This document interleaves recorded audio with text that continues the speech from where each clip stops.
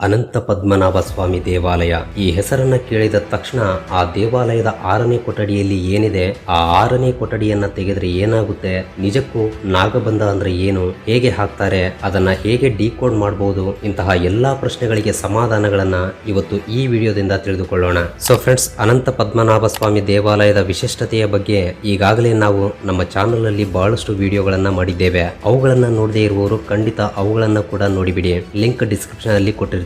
ಈ ದೇವಾಲಯವನ್ನ 260 ವರ್ಷಗಳ ಹಿಂದೆ ಪುನರ್ ನಿರ್ಮಾಣ ಮಾಡಿದ್ದಾರೆ. ಆಗಿನಿಂದ ಟ್ರಾವೆಂಕೋರ್ ರಾಜ ಕುಟುಂಬ ಈ ದೇವಾಲಯವನ್ನ ನೋಡಿಕೊಳ್ತಾ ಇದೆ. 2011ರಲ್ಲಿ ಈ ದೇವಾಲಯದ ಪಾಲನಾ ಮಂಡಳಿ ಈ ದೇವಾಲಯದ ನೆಲಮಾಳಿಗೆಯಲ್ಲಿ 6 ರಹಸ್ಯ ಮಳಿಗೆಗಳನ್ನ ಗುರುತಿಸ್ತಾರೆ. ಆ ರೂಮ್ಸ್ ಗಳನ್ನ ತೆಗಿಬೇಕೆಂಬ ಸುಪ್ರೀಂ ಕೋರ್ಟ್ ತೀರ್ಪಿನಿಂದ ಅವುಗಳಲ್ಲಿ 5 ಕೊಠಡಿಗಳನ್ನ ಓಪನ್ ಮಾಡ್ತಾರೆ. ಇದರ ಫಲಿತವಾಗಿ ಆ ಕೊಠಡಿಗಳಲ್ಲಿಯೇ ಅಪಾರವಾದ ಸಂಪತ್ತು ಇದೆ ಎಂದು ತಿಳಿಯುತ್ತೆ.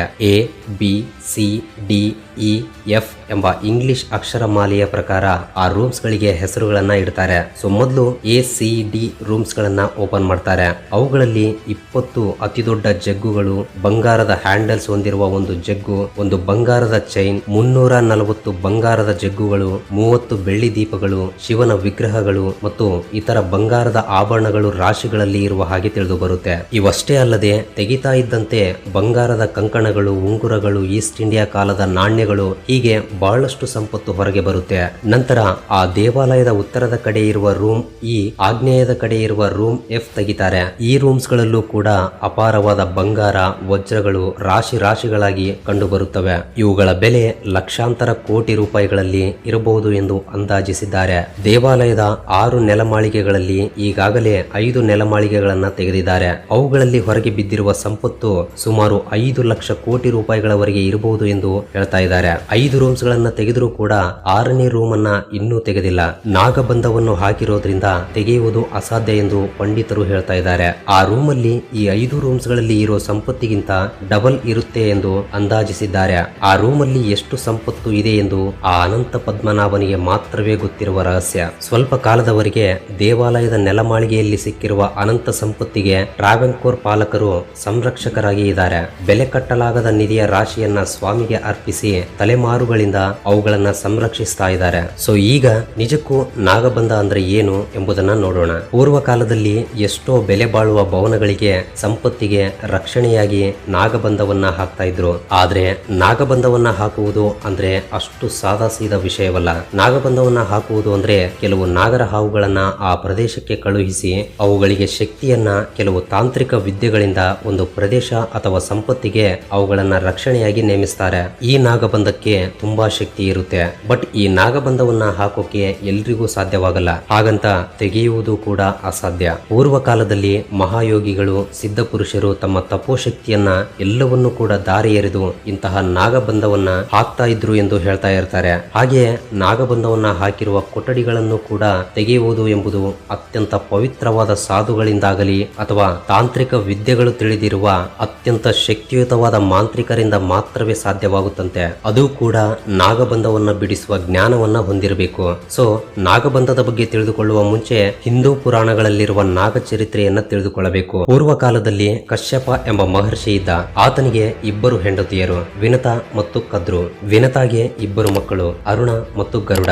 2ನೇ ಹೆಂಡತಿ ಕದ್ರುಗೆ 500 ವರ್ಷಗಳವರೆಗೆ ತನ್ನ ಮೊಟ್ಟೆಗಳನ್ನ ನೀರಿನ ಗಡಿಗೆಯಲ್ಲಿ ಭದ್ರಪಡಿಸಿದ ನಂತರ ಆ ಮೊಟ್ಟೆಗಳಿಂದ ಶೇಷ, ವಾಸುಕಿ, ಐರಾವತ, ತಕ್ಷಕ, ಕರ್ಕೋಟಕ, ಧನಂಜಯ, ಕಾಳಿಯ ಹೀಗೆ ನಾಗಸರ್ಪಗಳು ಹುಟ್ಟುತ್ತವೆ. ಇದರಲ್ಲಿ ಮೊದಲನೆಯವನು ಮತ್ತು ಹಾವಿನ ಜಾತಿಯಲ್ಲಿ ಹುಟ್ಟಿರೋದ್ರಿಂದ ಶೇಷನನ್ನ ಆದಿಶೇಷ ಎಂದು ಕೂಡ ಕರೀತಾರೆ. ಆದಿಶೇಷ ವಿಷ್ಣುಮೂರ್ತಿಯ ಹಾಸಿಗೆಯಾಗಿ ಬದಲಾದ್ರೆ 2ನೆಯ ಮಗಳು ವಾಸುಕಿ ಶಿವನ ಕೊರಳಲ್ಲಿ ಆಭರಣವಾಗಿ ಇರುತ್ತೆ. ತಂದೆ ಒಬ್ಬನೇ ಆದ್ರೂ ಕೂಡ ತಾಯಿಯರು ಬೇರೆ ಬೇರೆ ಆಗಿರೋದ್ರಿಂದ ಹಾವುಗಳು ಮತ್ತು ಹದ್ದುಗಳು ಅಣ್ಣ ತಮ್ಮಂದ್ರೇ ಆದ್ರೂ ಇವರಿಬ್ಬರ ನಡುವೆ ಯಾವಾಗ್ಲೂ ವೈರತ್ವವೇ ಇರ್ತಾ ಇತ್ತು. ತಾಯಿಯರ ಮಧ್ಯೆ ನಡೆದಿರುವ ಒಂದು ಚಿಕ್ಕ ಪಂದ್ಯದಲ್ಲಿ ಸೋತು ಹೋದ ಗರುಡನ ತಾಯಿ ವಿನತಾ ಕದ್ರುಗೆ ದಾಸಿಯಾಗಿ ಇರಬೇಕಾಗಿ ಬರುತ್ತೆ. ಈ ಕಾರಣಗಳಿಂದಲೇ ಹಾವುಗಳಿಗೆ ಮತ್ತು ಗರುಡ ಪಕ್ಷಿಗಳಿಗೆ ಅಥವಾ ಹದ್ದುಗಳಿಗೆ ಆಗಿ ಬರಲ್ಲ. ಇನ್ನು ಅಸಲಿ ವಿಷಯಕ್ಕೆ ಬರೋಣ. ಭಾರತ ದೇಶದಲ್ಲಿ ಹಾವಿನ ವಿಗ್ರಹವಿಲ್ಲದ ದೇವಾಲಯವಿರಲ್ಲ. ಇದಕ್ಕೆ ಕಾರಣ ನಮ್ಮ ಸಂಸ್ಕೃತಿ ಹಾವುಗಳನ್ನ ಪೂಜೆ ಮಾಡುತ್ತೆ ಅಂತಲ್ಲ, ನಿಮ್ಮಲ್ಲಿ ಅಡಗಿರುವ ಶಕ್ತಿಯನ್ನ ಬಡಿದೆಬ್ಬಿಸುತ್ತೆ ಎಂದು ಹೇಳುವ ಸಂಕೇತವೇ ಆ ಪವಿತ್ರವಾದ ಸ್ಥಳ. ಹಾವುಗಳು ತುಂಬಾ ವಿಶೇಷ ದೃಷ್ಟಿಯನ್ನ ಹೊಂದಿರುತ್ತವೆ. ಇದಕ್ಕೆ ಕಾರಣ ಅವುಗಳಿಗೆ ಕೇಳಿಸಲ್ಲ. ಕೇವಲ ಕಂಪನಗಳನ್ನ ಮಾತ್ರವೇ ಗ್ರಹಿಸಬಲ್ಲವು. ಹಾವುಗಳು ಜ್ಞಾನದಲ್ಲಿರುವ ವ್ಯಕ್ತಿಯ ಕಡೆ ಆಕರ್ಷಣೆಯಾಗುತ್ತವೆ. ನಮ್ಮ ಸಂಪ್ರದಾಯದಲ್ಲಿ ಯೋಗಿಗಳು ಎಲ್ಲಾದ್ರೂ ಒಂದು ಕಡೆ ಕುಳಿತುಕೊಂಡು ಧ್ಯಾನ ಮಾಡ್ತಾ ಇದ್ದಾಗ ಆತನ ಹತ್ತಿರದಲ್ಲೇ ಒಂದು ಹಾವಾದ್ರೂ ಇದ್ದೇ ಇರುತ್ತೆ. ಯಾಕೆಂದ್ರೆ ಹಾವನ್ನ ಮನುಷ್ಯನ ಶರೀರದಲ್ಲಿ ಕುಂಡಲಿನಿ ಎಂಬ ಶಕ್ತಿ ಚಕ್ರಕ್ಕೆ ಸಂಕೇತವಾಗಿ ಉಪಯೋಗಿಸ್ತಾರೆ. ಇಲ್ಲಿ ಕುಂಡಲಿನಿ ಅಂದ್ರೆ ಶಕ್ತಿ ಎಂದರ್ಥ. ಅದು ಮನುಷ್ಯರ ಶರೀರದಲ್ಲಿ ಅಂತರ್ಲೀನವಾಗಿ ಹೊರಗಡೆ ಕಾಣಿಸದ ಹಾಗೆ ಇರುವ ಶಕ್ತಿ.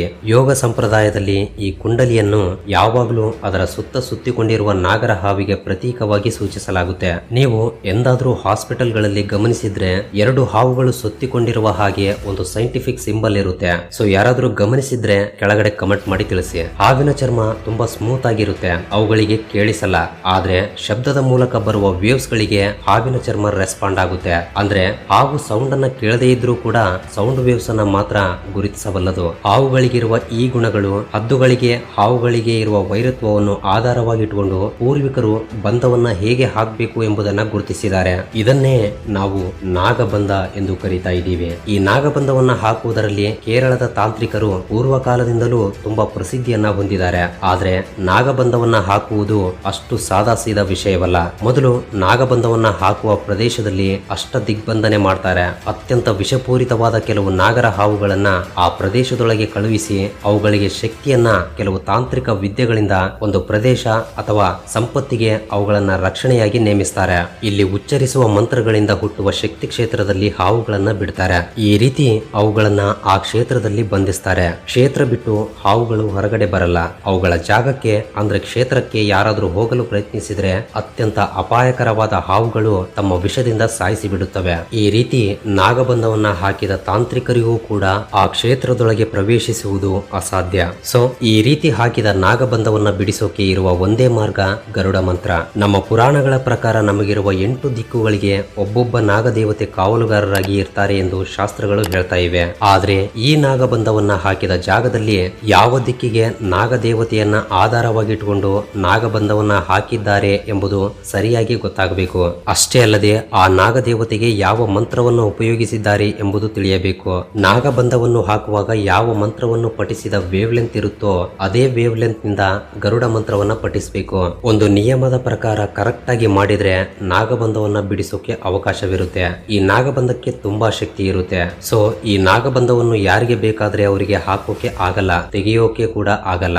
ಮಹಾಯೋಗಿಗಳು ಸಿದ್ಧ ಪುರುಷರು ತಮ್ಮ ತಪೋಶಕ್ತಿಯನ್ನೆಲ್ಲವೂ ಕೂಡ ದಾರಿ ಎರೆದು ಇಂತಹ ನಾಗಬಂಧಗಳನ್ನ ಹಾಕ್ತಾ ಇದ್ರು ಎಂದು ಹೇಳ್ತಾ ಇರ್ತಾರೆ. ಈ ರೀತಿ ಹಾಕಿರುವ ನಾಗಬಂಧವೇ ಅನಂತ ಪದ್ಮನಾಭ ಸ್ವಾಮಿ ದೇವಾಲಯದಲ್ಲಿ ಹಾಕಿರುವ ನಾಗಬಂಧ. ಸೊ ಈಗ ಸೈಂಟಿಫಿಕ್ ಆಗಿ ಕೂಡ ನೋಡೋಣ. ಸೊ ಫಸ್ಟ್ ನಾಗಬಂಧವನ್ನ ಹಾಕಿರುವ ಬಾಗಿಲನ್ನು ಕೂಡ ಒಂದು ಸಲ ಪರಿಶೀಲಿಸೋಣ. ನಾಗಬಂಧ ಹಾಕಿರುವ ಜಾಗದಲ್ಲಿ 2 ಹಾವುಗಳು ಸುತ್ತಿಕೊಂಡಿರುವ ಹಾಗೆ ಕಾಣಿಸುತ್ತವೆ. ಇಂತಹ ಕೆತ್ತನೆಗಳು ಪುರಾತನ ದೇವಾಲಯಗಳ ಮೇಲೆ ಯಾಕಿರುತ್ತವೆ? ನಮ್ಮ ಪುರಾತನ ಶಿಲ್ಪಿಗಳು ದೇವಾಲಯಗಳಲ್ಲಿ ಇವುಗಳನ್ನ ಯಾಕೆ ಕೆತ್ತಿದ್ದಾರೆ? ಪುರಾತನ ಶಿಲ್ಪಿಗಳು ಈ ಶಿಲ್ಪಗಳನ್ನ ಕೇವಲ ಮತಪರವಾಗಿ ಅಥವಾ ಆಧ್ಯಾತ್ಮಿಕ ಕಾರಣಗಳಿಗಾಗಿ ಕೆತ್ತಿರಬಹುದಾ, ಅಥವಾ ಅದರ ಹಿಂದೆ ಆಚರಣಾತ್ಮಕ ಸೈಂಟಿಫಿಕಲ್ ರೀಸನ್ ಏನಾದ್ರೂ ಅಡಗಿದೆಯಾ ಎಂಬುದನ್ನ ಅನಲೈಸ್ ಮಾಡಿದ್ರೆ ನಾಗಬಂಧದಲ್ಲಿ 2 ಹಾವುಗಳು ತಲೆ ಬಾಲಗಳಿಂದ ಪ್ರಾರಂಭಿಸಿ ಒಂದರ ಜೊತೆ ಒಂದು ಸುತ್ತಿಕೊಳ್ತಾ ಮೇಲೆ ಹೋಗ್ತಾ ಇದ್ದಂತೆ ಸಪರೇಟ್ ಆಗುತ್ತವೆ. ಈ ರೀತಿ ಸುತ್ತಿಕೊಳ್ಳೋದನ್ನ ಸ್ಕ್ವೈರ್ ನಾಟ್ ಅಥವಾ ರೀಫ್ ನಾಟ್ ಎಂದು ಕರೀತಾರೆ.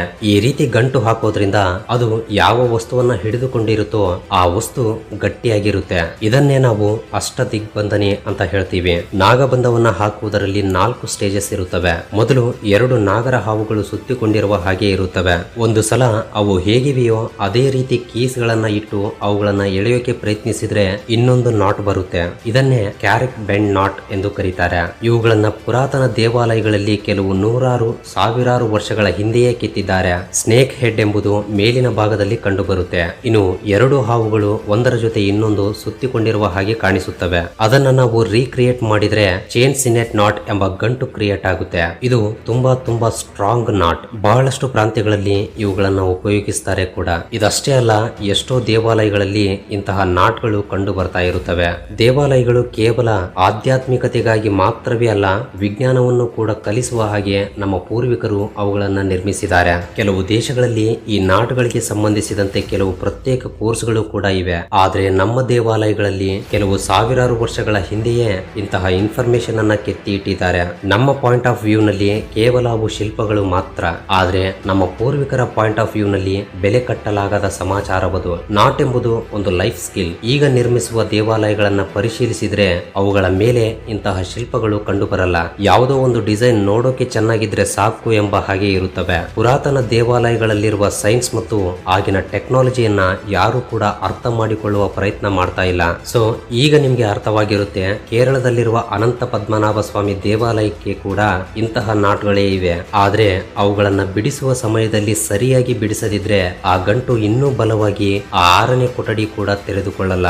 ನಿಮಗೆ ಇದು ಗೊತ್ತಾ, ಕೆಲವು ಬ್ಯಾಂಕ್ಸ್ ಗಳು ಕೂಡ ಇಂತಹ ಲಾಕ್ ಸಿಸ್ಟಮ್ ಅನ್ನೇ ಬಳಸಿ ತಮ್ಮ ಬ್ಯಾಂಕ್ಸ್ ಗಳಿಗೆ ಲಾಕರ್ಸ್ ಗಳನ್ನ ಹಾಕಿಕೊಳ್ತಾ ಇವೆ. ಗೊತ್ತಾಗದಿರುವ ವ್ಯಕ್ತಿ ಬಂದು ಓಪನ್ ಮಾಡುವ ಪ್ರಯತ್ನ ಮಾಡಿದ್ರೆ ಅದು ಇನ್ನೂ ಗಟ್ಟಿಯಾಗಿ ಲಾಕ್ ಆಗಿ ಬಿಡುತ್ತೆ. ಈ ದೇವಾಲಯದ ನೆಲಮಾಳಿಗೆಯಲ್ಲಿರುವ ಇಂದಿಗೂ ತೆರೆಯಲಾಗದ ಆ ಒಂದೇ ಕೊಠಡಿಯಲ್ಲಿ ಬೆಲೆ ಕಟ್ಟಲಾಗದಷ್ಟು ಸಂಪತ್ತಿನ ಜೊತೆಗೆ ಎಷ್ಟೋ ರಹಸ್ಯಗಳು ಇರುವ ಹಾಗೆ ಪ್ರಚಾರಗಳು ನಡೀತಾ ಇವೆ. ಬಿ ಎಂದು ಲೇಬಲ್ ಮಾಡಿರುವ ಆ 6ನೇ ಕೊಠಡಿಗೆ ನಾಗಬಂಧವಿದೆ ಎಂದು ಕಬ್ಬಿಣದ ಗೋಡೆಗಳಿಂದ ಬಲಿಷ್ಠವಾಗಿ ನಿರ್ಮಿಸಿದ್ದಾರೆ ಎಂದು, ಆ ಕೊಠಡಿಯನ್ನ ತೆಗೆದ್ರೆ ತೀವ್ರವಾದ ಅರಿಷ್ಟ ಉಂಟಾಗುತ್ತೆ ಎಂದು, ಆ ಕೊಠಡಿಯ ಒಳಗಡೆ ಹೋಗೋಕೆ ಸಮುದ್ರದ ಒಳಗಡೆಯಿಂದ ಮಾರ್ಗವಿದೆ ಎಂದು, ಆ ಕೊಠಡಿಯನ್ನ ತೆಗೆದ ಮರುಕ್ಷಣವೇ ಸಮುದ್ರದ ನೀರು ಕೇರಳ ರಾಜ್ಯವನ್ನೇ ಮುಳುಗಿಸಿ ಬಿಡುತ್ತೆ ಎಂದು ವಿಧ ವಿಧವಾದ ಅನುಮಾನಗಳು, ಅಪೋಹಗಳು, ವಾಸ್ತವಕ್ಕೆ ಹೊಂದಿಕೊಳ್ಳುವ ಕೆಲವು ಚಾರಿತ್ರಿಕ ಸಾಕ್ಷಿಗಳು ಪ್ರಚಾರಕ್ಕೆ ಬಂದಿವೆ. ಇನ್ನು ಆ 6ನೇ ಕೊಠಡಿಯನ್ನ ತೆಗೆದ್ರೆ ಏನಾಗುತ್ತೆ ಎಂಬುದನ್ನ ಕಾದು ನೋಡಬೇಕಷ್ಟೇ. ಸೊ ಫ್ರೆಂಡ್ಸ್, ಈ ವಿಡಿಯೋಗೆ ಇಷ್ಟೇ.